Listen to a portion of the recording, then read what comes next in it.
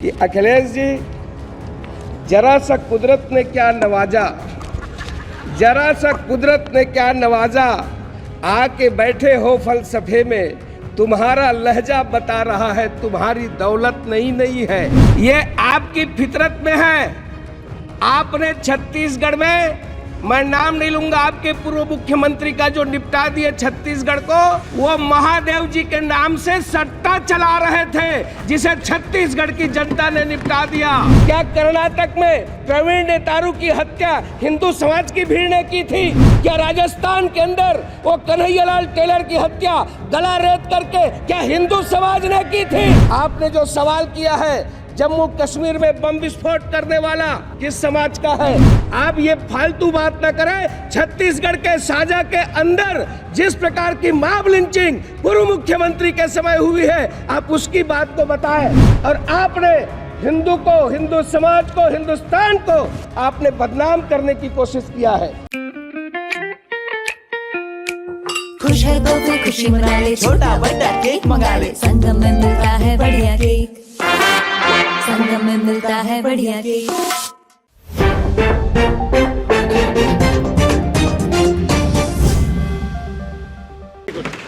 श्री संतोष पांडे।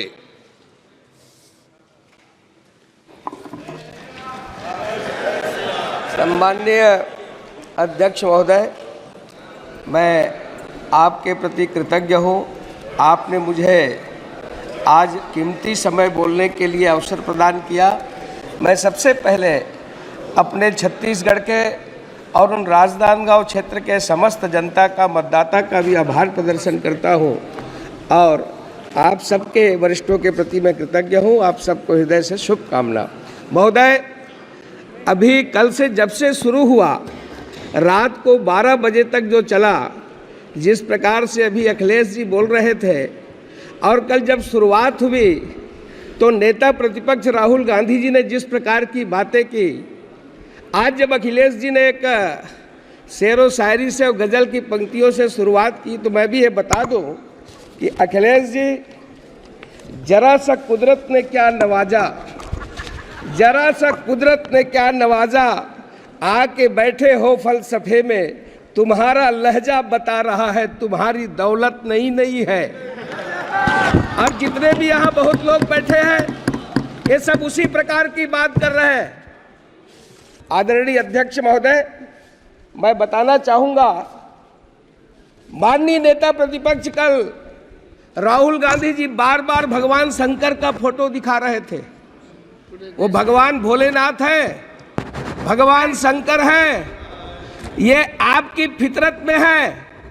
आपने छत्तीसगढ़ में, मैं नाम नहीं लूंगा, आपके पूर्व मुख्यमंत्री का जो निपटा दिए छत्तीसगढ़ को, और वो आकर के लोकसभा में भी निपट गए, वो महादेव जी के नाम से सट्टा चला रहे थे जिसे छत्तीसगढ़ की जनता ने निपटा दिया। आपको ध्यान होगा, 6000 करोड़ से ऊपर का सट्टा जिसका संचालन आपके पूर्व मुख्यमंत्री ने किया। भगवान शंकर को ऐसे आसानी से ना ले और बात बात में चित्र दिखाने की कोशिश ना करें। राहुल गांधी जी, आपने जो शुरुआत की है, आपने जो जिस प्रकार से हिंदुत्व को लेकर के, हिंदू को लेकर के और भारतीय जनता पार्टी के लोगों को जो आपने जो हिंसक कहा है, मैं आपसे कुछ प्रश्न पूछना चाहता हूं और मैं माननीय अध्यक्ष महोदय जी के सामने इस सदन में रखना चाहता हूं। क्या हिंदू हिंसक हो रहा है? भाजपा हिंसा की बात करती है। इस हिंदुस्तान के अंदर हिंसक कौन फैला रहा है? कितना हिंसक हिंदू समाज हुआ है, कितना हिंसक ये तथाकथित शांतिप्रिय समाज है, ये पूरा भारत जानता है। क्या कर्नाटक में प्रवीण नेतारू की हत्या हिंदू समाज की भीड़ ने की थी?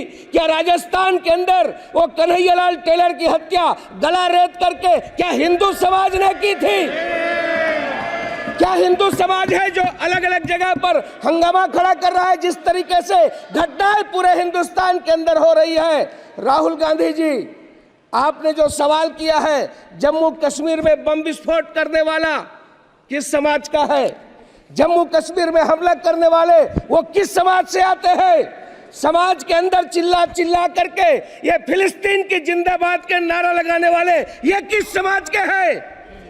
संसद के अंदर आपने शुरुआत की है, संसद के अंदर चिल्ला चिल्ला करके आपने जिस प्रकार की बातें की है, यहाँ की परंपराओं को तोड़ने की कोशिश की गई है, मर्यादा को तार तार करने की कोशिश की गई है, किंतु हमारी यह उच्च परंपरा रही है, इसमें आप सफल नहीं हो पाएंगे। राहुल गांधी जी, ये संसदीय पाठ न पढ़ाएं। आज आपने जिस प्रकार से हिंदुत्व का अपमान किया है, आपने जिस प्रकार से ये कल जो शुरुआत की है, और आपके ही पार्टी के एक उत्तर प्रदेश के सांसद ने जो कहा है, उन्होंने छत्तीसगढ़ की बात की है। इमरान मसूद छत्तीसगढ़ में मॉब लिंचिंग की बात कही है। मैं सदन के सामने बताना चाहता हूं, वो क्या काम करने के लिए गए थे आपको मालूम है छत्तीसगढ़ में? और कैसे रात के अंधेरे में वो नदी में कूद गए। आप ये फालतू बात ना करें। छत्तीसगढ़ के साजा के अंदर जिस प्रकार की मॉब लिंचिंग पूर्व मुख्यमंत्री के समय हुई है, आप उसकी बात को बताएं। मैं आज सदन को बताना चाहता हूं कि जब हिंदुत्व की बात होती है, तब अटल जी की वो पंक्तियां याद आती है, हिंदू तन मन हिंदू जीवन, रग रग हिंदू मेरा परिचय। मैं आदि पुरुष निर्भयता का वरदान लिए आया, भू पर पै पी कर सब मरते आए, मैं अमर हुआ तो विष पीकर। मुझको मानव में भेद नहीं, मेरा अंतर स्थल है विशाल, जग के ठुकराए लोगों को लो मेरे घर का खुला द्वार। अपना सब कुछ हूँ लुटा चुका, फिर भी अक्षय है धनागार, मेरा हीरा पाकर ज्योतित परकियों का वह राज मुकुट। यदि इन चरणों पर झुक जाए कल वह किरीट तो क्या विस्मय। हिंदू तन मन हिंदू जीवन, रग रग हिंदू मेरा परिचय। यानी ये हिंदू हिंदुस्तान का परिचय है।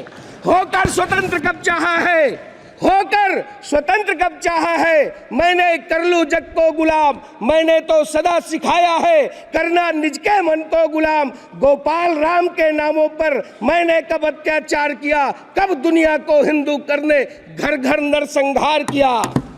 भूभाग नहीं सत सत मानव की हृदय जीतने का निश्चय। हिंदू तन मन हिंदू जीवन, रग रग हिंदू मेरा परिचय। ये हिंदुत्व है। और आपने हिंदू को, हिंदू समाज को, हिंदुस्तान को आपने बदनाम करने की कोशिश किया है। आदरणीय अध्यक्ष महोदय, पिछले 10 साल में माननीय नरेंद्र मोदी जी, माननीय प्रधानमंत्री जी ने वो काम किए हैं। ये यदि मैं ये कहूँ कि मोदी जी है तभी वो मुमकिन है, और वो काम की शुरुआत नहीं बल्कि डिलीवरी हुई है, जिन्हें पूरा करना ही असंभव लगता था। मोदी जी हैं तभी वो गुंजाइश भी अभी भी बनी है। कश्मीर में मोदी जी ने असंभव को संभव कर दिया। ये वो काम है। चीन को भी पीछे छोड़ दिया, दुनिया का 8वां अजूबा कहा जा रहा है। ऐसा काम बड़े पड़ोसी देश भी कहीं मुकाबले में नहीं है। जम्मू कश्मीर में एक ऐसा प्रोजेक्ट बनकर तैयार हो चुका है जिसकी धमक पूरी दुनिया में सुनाई दे रही है।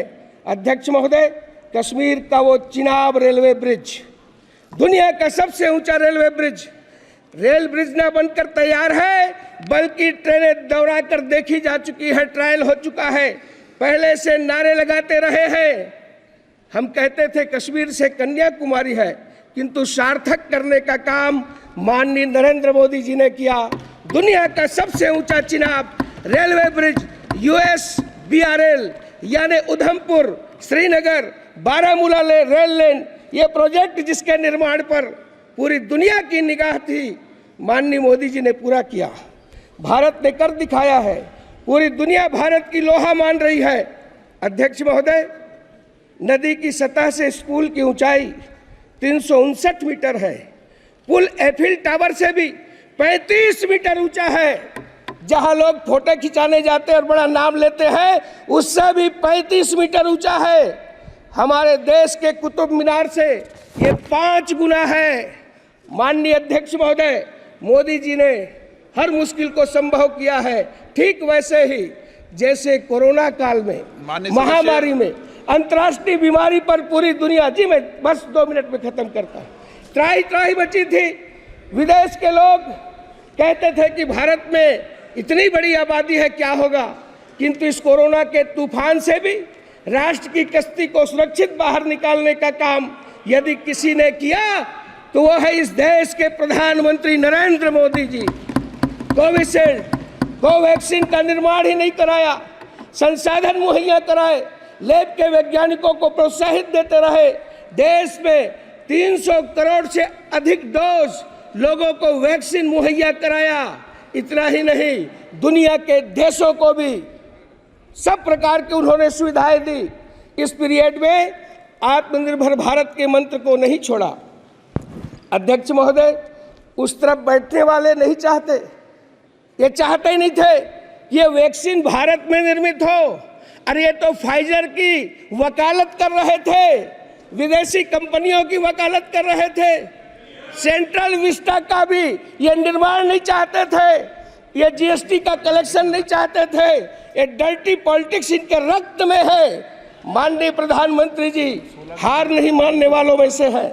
उन्होंने गतिरोधों को दूर किया, नए ऑक्सीजन प्लांट, मुफ्त में टीकाकरण, ऑक्सीजन रेल ने ताकत दी, नए वेंटिलेटर का निर्माण, नए हॉस्पिटल का निर्माण। देश में कोविड टेस्टिंग सेंटर एक हुआ करता था, हजारों कोविड सेंटर स्थापित किए, पीपीई किट नहीं बनता था। आज हम लार्जेस्ट प्रोड्यूसर हुए, ऑक्सीजन एक्सप्रेस चलाए, कॉरिडोर बनाया गया, एयरपोर्ट ने टैंकर लिफ्ट किए, क्रायोजेनिक से लाने की बात की गई और इसमें पीएम केयर फंड की बहुत महत्वपूर्ण भूमिका रही। माननीय अध्यक्ष महोदय, 80 करोड़ लोगों को मुफ्त अनाज देने का काम किया। कहाँ तो तय था। मैं ये कहूँगा कि आज जिस प्रकार से गरीबों की केवल चर्चा करते रहे, किंतु यदि गरीबों की, मजदूरों की और अंत्योदय की यदि कोई सरकार हुई तो माननीय प्रधानमंत्री नरेंद्र मोदी जी की सरकार हुई, जिस पर आज देश पूरा गर्व कर रहा है। आपने मुझे अवसर दिया।